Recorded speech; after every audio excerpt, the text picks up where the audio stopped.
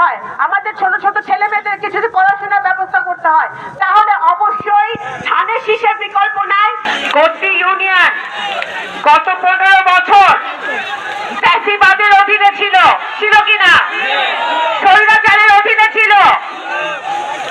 গদ্দি ইউনিয়নের বহু বাংলাদেশ জাতীয়তাবাদী দলের নেতা কর্মী, শহীদ জিয়া সৈনিক, বেগম খালেদা জিয়া সৈনিক, কে ওবায়দুর রহমানের সৈনিক, জনাব তারেক রহমানের সৈনিকরা গদ্দি ইউনিয়নে গত 15 বছর অনেকে যারা মিটিং এ ছিল, মিছিলে ছিল, দলের সাথে বেইমানি করে নাই, তারা কিন্তু ঘরে ঘুমাইতে পারে নাই।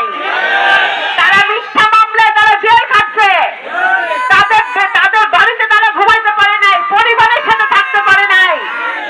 আজকে 15 বছর পরে এই ফ্যাসিবাদী স্বৈরাচারী হাসিনার পতন হয়েছে। পতন হয়েছে কিভাবে? পতন হয়েছে আমাদের বছরের পর বছর, দিনের পর দিন আমাদের বিএনপির নেতা কর্মীরা আন্দোলন করেছে জনগণকে সাথে নিয়ে। আমাদের ছাত্র জনতার বহু আত্মাহুতি দিয়েছে, বহু শিশুদেরকে হত্যা করা হয়েছে, নগরকান্দা সালতার বহু নেতা কর্মী জেল হাজত খেটেছে, দিনের পর দিন তারা নির্যাতিত হয়েছে, সালতার লোকজন, গদ্দির লোকজন। আজকে এই এত ত্যাগের পরে, এত অত্যাচারের পরে আজকে যেই বাংলাদেশ আমরা পেয়েছি, হাসিনা মুক্ত, ফ্যাসিবাদ মুক্ত বাংলাদেশ, এই বাংলাদেশে গদ্দি ইউনিয়নের প্রত্যেকটা নেতা কর্মীকে ঐক্যবদ্ধ থাকতে হবে। আজকে মুরব্বিয়ানদের উদ্দেশ্যে বলি, আজকে আমরা এখানে গদ্দি ইউনিয়ন, আমি মনে করি লস্করজিয়া যেরকম ধানের শীষের ঘাঁটি, গদ্দি ইউনিয়নও ধানের শীষের ঘাঁটি। এই গদ্দিতে আমাদের এখানে যে এমপি ছিল সৈয়দা সাজেদা চৌধুরী, উনি মারা গেছেন, আমি ওনার আত্মার মাগফিরাত কামনা করি। কিন্তু ওনারা আওয়ামী লীগ যখন ক্ষমতায় ছিল, যখন নির্বাচন হয়েছে, এই গদ্দি হচ্ছে আওয়ামী লীগের বাড়ি, তারপরেও আপনারা ধানের শীষকে, ওবায়দুর রহমানকে জিতাইছেন, সবসময় জিতাইছেন না? সুতরাং আমি মনে করি এই গদ্দি ইউনিয়নে যারা শহীদ জিয়ার দল করে, তারেক রহমানের দল করে, খালেদা জিয়ার দল করে, তারা হচ্ছে সাচ্চা জাতীয়তাবাদী দলের সৈনিক। আজকে এই ইফতার মাহফিলে, দোয়া মাহফিলে চলেন আমরা সবাই একসাথে ঐক্যবদ্ধ হয়ে দোয়া করি যে নিজেদের মধ্যে হানাহানি বন্ধ করতে হবে।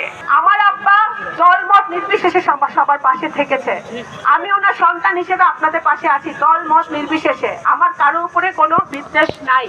কিন্তু আমার দলের যারা নিবেদিত প্রাণ, যারা খায় না খায় দল করছে, খায় না খায় তারা মিছিলে মিটিংয়ে গেছে, যারা আন্দোলন করছে, সংগ্রাম করছে গণতন্ত্রের জন্য, ফ্যাসিবাদ পতনের জন্য, তাদেরকে অবশ্যই আমাদের প্রাধান্য দিতে হবে।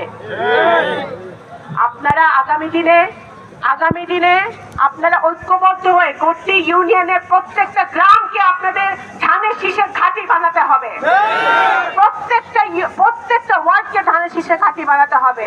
আমি মনে করি সেটা আমরা যদি ঐক্যবদ্ধভাবে কাজ করি, গদ্দি, আমি আগেই বলেছি, এখানে সবসময় ধানের শীষ বিজয় লাভ করেছে জনাব দেশনেত্রী বেগম খালেদা জিয়ার নেতৃত্বে, শহীদ জিয়ার নেতৃত্বে এবং জনাব তারেক রহমানের নেতৃত্বে। আগামী দিনেও আমরা ঐক্যবদ্ধ থাকবো এবং একটি সুন্দর সালতা উপজেলা যদি উন্নয়ন করতে হয়, এখানে যুবকরা যারা আছে তাদের যদি কর্মসংস্থানের ব্যবস্থা করতে হয়, তাদের যদি পড়ালেখার ব্যবস্থা করতে হয়, তাদের যদি চাকরির ব্যবস্থা করতে হয়, আমাদের নারীদের যদি নিরাপত্তা দিতে হয়, আমাদের ছোট ছোট ছেলে মেয়েদেরকে যদি পড়াশোনার ব্যবস্থা করতে হয়, তাহলে অবশ্যই ধানের শীষের বিকল্প নাই, বাংলাদেশ জাতীয়তাবাদী দলের বিকল্প নাই। আজকে সব দল মত ঐক্যবদ্ধ হতে হবে। সালতা উপজেলায় যারা আলেম ওলামারা আছে তাদের উদ্দেশ্যে আমি বলতে চাই, আপনারা গত 15 বছর নির্যাতিত হয়েছেন, আপনাদেরকে শেখ হাসিনা নির্যাতন করেছে, শাপলা চত্বরে আপনাদেরকে নির্যাতন করা হয়েছে, আপনাদের সেটা ভুলে গেলে চলবে না। আজকে আসুন আমরা সকলে ঐক্যবদ্ধ হয়ে, আমি আপনাদের সন্তান হিসেবে, আপনাদের মেয়ে হিসেবে আপনাদের পাশে আছি।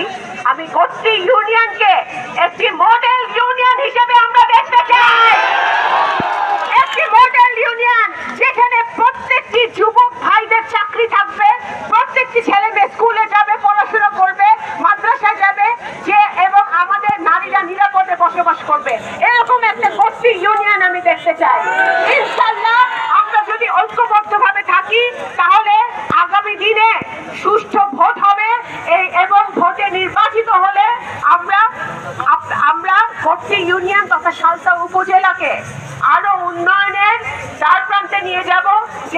এখানে কলকারখানা হবে, এখানে স্কুল হবে, কলেজ হবে এবং আমাদের সকলে সালসা উপজেলার সকল জনগণ উপকৃত হবে।